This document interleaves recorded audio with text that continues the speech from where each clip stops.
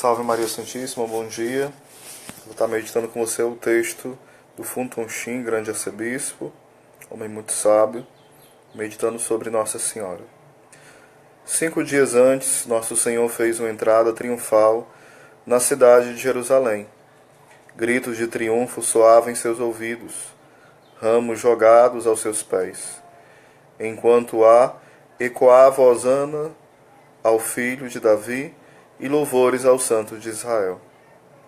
Aqueles que se mantiveram silenciosos durante as demonstrações feitas em sua honra, Nosso Senhor lembrou que suas vozes não se faziam ouvir, as próprias pedras falariam por eles.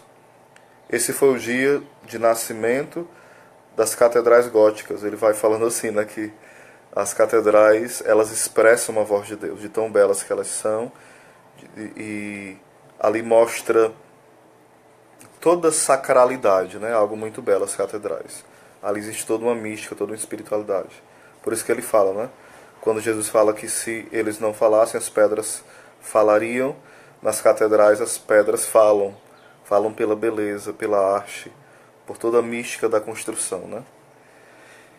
Eles não sabiam a real razão porque estavam chamando de santo, nem entendiam porque ele aceitou o tributo de louvor.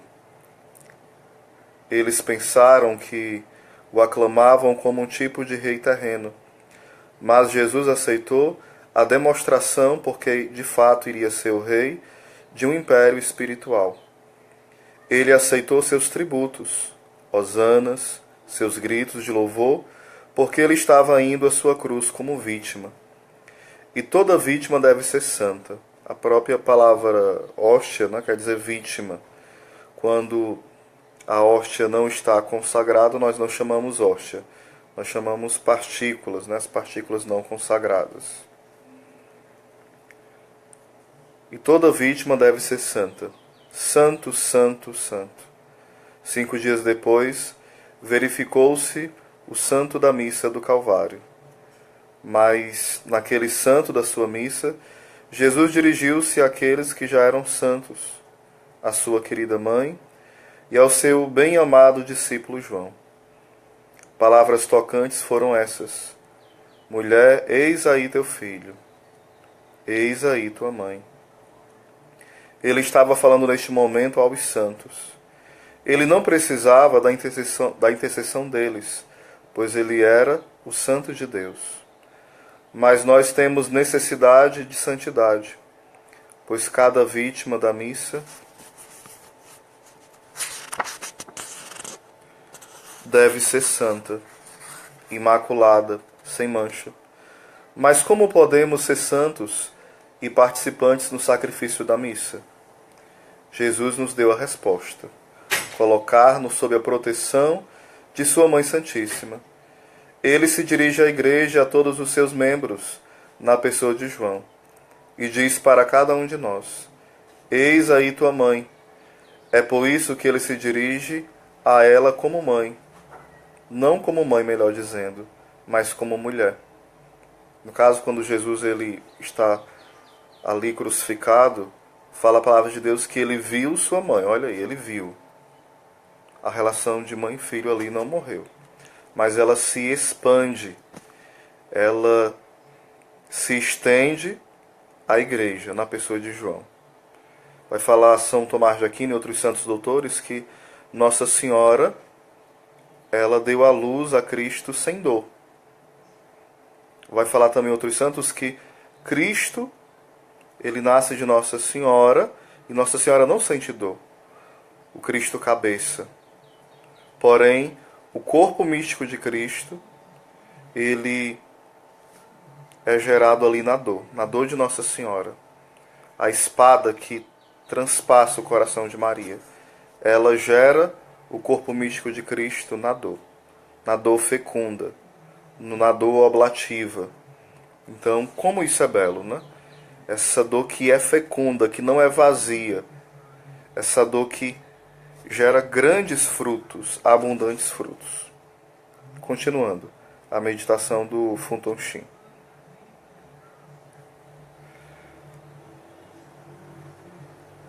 Ela tinha uma missão universal de ser não apenas a mãe dele, mas a mãe de todos os cristãos. Ela havia sido sua mãe, agora é a mãe de todo o seu corpo místico, a Igreja. E nós somos os seus filhos. Há um grande mistério oculto naquela palavra mulher. Essa foi realmente a última lição de renúncia que Jesus deu a Maria, e a primeira lição de um novo laço. Nosso Senhor alienara gradualmente a sua afeição por sua mãe. Não porque amasse menos, mas sim e apenas porque ela tinha agora mais a quem amar. Ela devia se desapegar da maternidade na carne, para tomar a grandeza da maternidade em espírito. Por isso a palavra mulher. Ela devia nos tornar outros Cristos, pois como Maria criou os santos de Deus, ela pode nos criar santos para Deus, dignos de dizer santo, santo, santo, na missa daquele Calvário prolongado. A história da preparação do seu papel como mãe do corpo místico de Cristo é desvelada em 3 cenas da vida de seu Filho Divino, cada uma sugerindo a lição que o próprio Calvário revelaria, isto é, que ela foi chamada para ser não apenas a mãe de Deus, mas também a mãe dos homens, não apenas a mãe dos santos, mas a mãe daqueles que desejam ser santos. A primeira cena aconteceu no tempo em que Maria e José encontraram Jesus após procurá-los por 3 dias. A Mãe Santíssima recorda. Aí é que eu queria fazer um parênteses, né? Os santos apontam que essa procura de Jesus, que Nossa Senhora faz durante os 3 dias que ela faz quando ele se perde, né, da caravana, até nós celebramos e fazemos memória desse mistério, né? Jesus perdido e encontrado no templo. Simboliza também Jesus que morre e que ao 3º dia ressuscita. Então, Nossa Senhora com seu coração, com sua alma, busca Jesus, que tinha falecido, e ela busca com a sua alma o Cristo. É interessante também que os estudiosos falam que o verbo que é usado para falar que Maria Santíssima estava aflita quando Jesus se perdeu da caravana e voltou para o templo, aliás, ficou no templo com os doutores. O verbo que é usado é o verbo que é usado também para a aflição dos condenados. Não para dizer que Nossa Senhora, de forma alguma, isso seria uma heresia, né? É uma pessoa que seria perdida, condenada. Claro que não, ela é imaculada. Mas para dizer o tamanho da dor de Nossa Senhora. Então usa esse mesmo verbo para falar da aflição dos condenados. Não para comparar Maria com o condenado, mas para mostrar o tamanho da aflição de Nossa Senhora, da grandeza desta aflição, né? Continuando. A primeira cena aconteceu no tempo em que Maria e José encontraram Jesus após procurá-lo por 3 dias. A Mãe Santíssima recorda a ele que nos seus corações estavam aflitos durante a longa busca, e ele responde: Não sabeis que devo cuidar das coisas de meu Pai? Lucas 2,49. É o mesmo que dizer: tenho outra missão, além da carpintaria. Meu Pai mandou-me a este mundo para a suprema tarefa da redenção, pela qual todos os filhos dos homens serão filhos adotivos do meu Pai Celestial, tornando-se assim membros da grande Irmandade de Cristo, o seu Filho. Quem poderá dizer quanta luz estavam nestas palavras? E estas palavras derramaram que pensamento sobre o coração de Maria? O que pensara ela? Também não sabemos se ela compreendeu, então, que a paternidade de Deus havia de confiar-lhe o título de Mãe dos homens. 18 anos depois, na festa das bodas de Caná, Maria teve, porém, pleno conhecimento de tal missão. Que consolador é pensar que nosso Senhor, que falou de penitência, que pregou sobre mortificação, que instituiu para que carregássemos a cruz, ou que insistiu, melhor dizendo, para que carregássemos a cruz dia após dia para segui-lo, começaria sua vida pública numa festa de casamento. Que belo entendimento de nossos corações! Quando, no decorrer do banquete, o vinho havia terminado, Maria, sempre solícita às necessidades dos outros, foi a primeira a perceber e a primeira a procurar aliviá-los do embaraço. Ela simplesmente disse a Nosso Senhor: não tem vinho. E Nosso Salvador disse a ela: mulher, e o que importa isso? A mim ou a ti? Ele não a chamou de mãe, mas de mulher, o mesmo título que iria receber 3 anos mais tarde. Jesus estava querendo dizer a ela: você está me pedindo para fazer algo que pertence a mim como filho de Deus. Você está me pedindo um milagre que apenas Deus pode operar. Pede-me que exerça a minha divindade, que se relaciona com a espécie humana como seu Redentor. Quanto à divindade operar pela salvação do mundo, será não apenas minha mãe, mas também a mãe da humanidade redimida. A sua maternidade física se exercerá no mundo mais vasto da maternidade espiritual. E essa é a razão pela qual a chamo de mulher. Resumindo aqui, né? Ele está dizendo o seguinte: quando ele fala que não chegou a sua hora, ele está dizendo para Nossa Senhora que não chegou a hora de manifestar a sua glória, de começar o caminho para o Calvário, de começar o caminho para manifestar aqui de forma pública que Ele é Deus, mas por amor a ela, Jesus antecipa. Como é belo isso, né? Ele antecipa esse caminhar para a cruz, esse caminhar para Jerusalém. Que belo, que grande amor. Aí é o segredo de 2 corações, dos corações mais perfeitos e mais belos que a terra já possuiu, que é o coração de Cristo, que é Deus, e o coração da sua Santíssima Mãe. É o segredo de 2 corações amantes, amigos, que ardiam em fogo de amor um pelo outro, fogo puríssimo. Continuando, né? E para provar que a intercessão dela, de Nossa Senhora, tem poder no papel da maternidade universal, ele ordenou que as jarras fossem enchidas com água, e na linguagem de Krauss, o primeiro milagre foi operado. As águas da consciência viram seu Deus e coraram. Como é belo isso, né? As águas da consciência viram seu Deus e coraram. Ou seja, eles ficaram tão tímidos, tão temerosos, tão alegres, que a água corou e ficou da cor de vinho e se transformou em vinho, né? A terceira cena aconteceu 3 anos depois. Um dia, quando Nosso Senhor estava pregando, alguém interrompeu. Tua mãe não cessa de te procurar. Olha que belo, né? Nossa Senhora sempre buscando Cristo. Ela sendo a mestra e a discípula ao mesmo tempo. Jesus respondeu: quem é a minha mãe?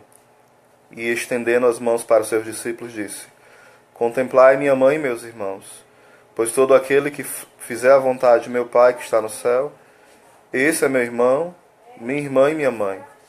Mateus 12, do 46 ao 50. O significado destas palavras é irrefutável. Há uma maternidade espiritual e parentescos que não são carnais, nem laços de sangue, mas sim ligações do Espírito que nos unem ao Reino Supremo, a Irmandade de Cristo. Estas 3 cenas têm seu ponto culminante na cruz, em que Maria é chamada de mulher. Era a segunda anunciação. O anjo disse a ela primeiro: Ave Maria. Seu filho a chama depois mulher. Isso não significa que ela deixou de ser sua mãe. Maria é sempre a mãe de Deus, mas sua maternidade se expandiu, se tornou espiritual, se tornou universal, pois naquele momento ela se tornou nossa mãe. Nosso Senhor criou o laço que não existia por natureza, algo que apenas ela poderia fazer. E como ela se tornou mãe dos homens? Tornando-se não apenas a mãe, mas também a esposa de Cristo. Ele era o novo Adão, e ela a nova Eva. Já Santo Irineu, vários santos falam isso, né?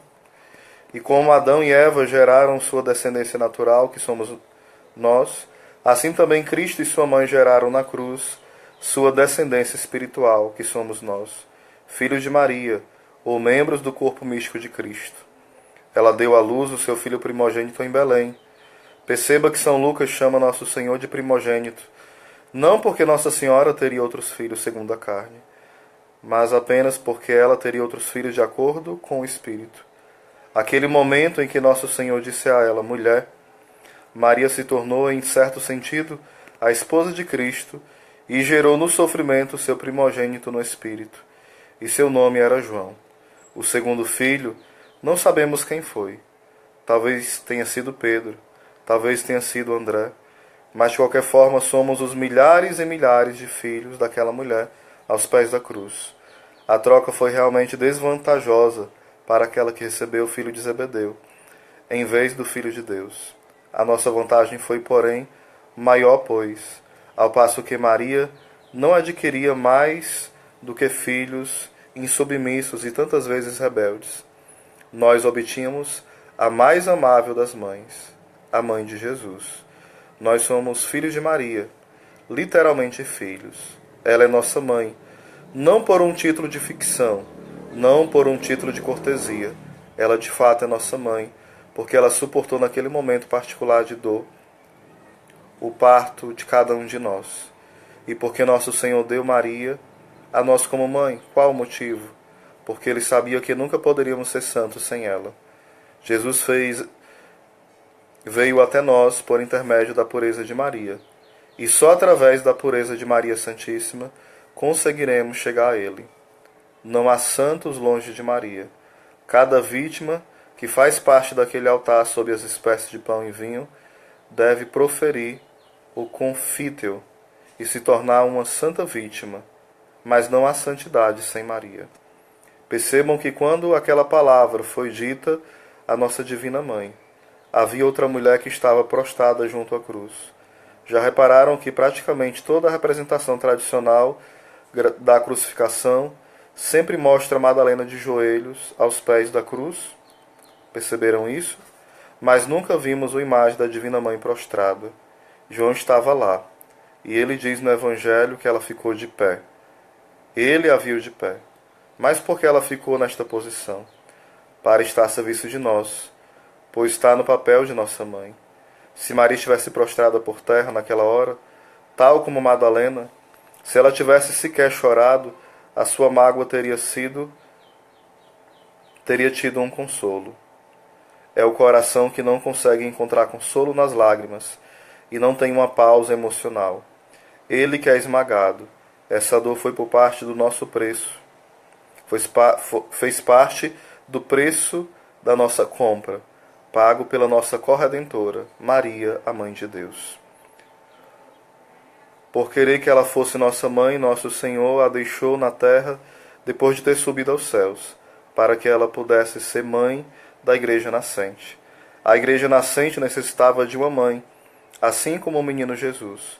Ela teve de permanecer na terra até sua família ter crescido. É por isso que a encontramos em Pentecostes, em oração com os apóstolos, esperando a vinda do Espírito.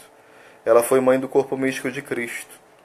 Mais tarde foi para o céu, coroada como rainha dos anjos e dos santos, para assistir a outra boda de Caná e interceder por nós, junto ao Salvador, pois nós éramos seus filhos, irmãos de Cristo e filhos do Pai Celestial. Virgem Mãe, que bela conjunção de virgindade e maternidade, uma suprindo o defeito da outra. A virgindade falta algo. Há aí uma incompletude, algo não preenchido, uma faculdade não usada. Apenas a maternidade também perde algo. Há uma rendição, uma florescência incompleta, o arrancar de uma flor. Oh, foi um milagre divino essa conjunção, na qual a virgindade nada faltava e a maternidade nada perdeu. Temos ambas em Maria, a Virgem e Mãe. Virgem pela graça do Espírito Santo que recebeu em Belém, e Pentecostes, mãe pelos milhões de sua descendência desde Jesus até nós.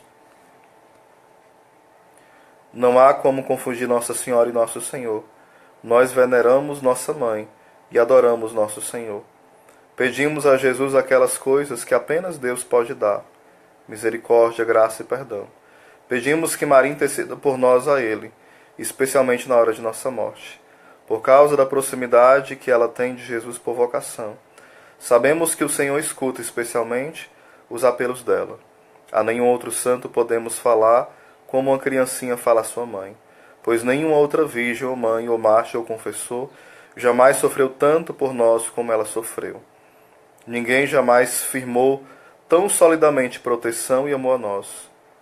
Como medianeira de todas as graças, todos os favores vêm a nós de Jesus por meio dela, já que o próprio Jesus veio a nós por ela. Desejamos ser santos, mas sabemos que não há santidade sem Maria, pois foi ela o presente de Deus a nós nos sanctos de sua cruz. Nenhuma mulher pode esquecer o filho de suas entranhas. Então, certamente, Maria jamais pode nos esquecer.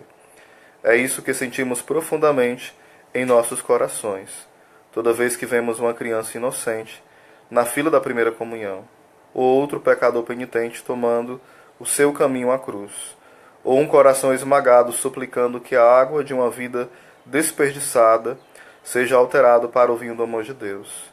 Ressoa as palavras pronunciadas do alto da cruz: mulher, eis aí o teu filho.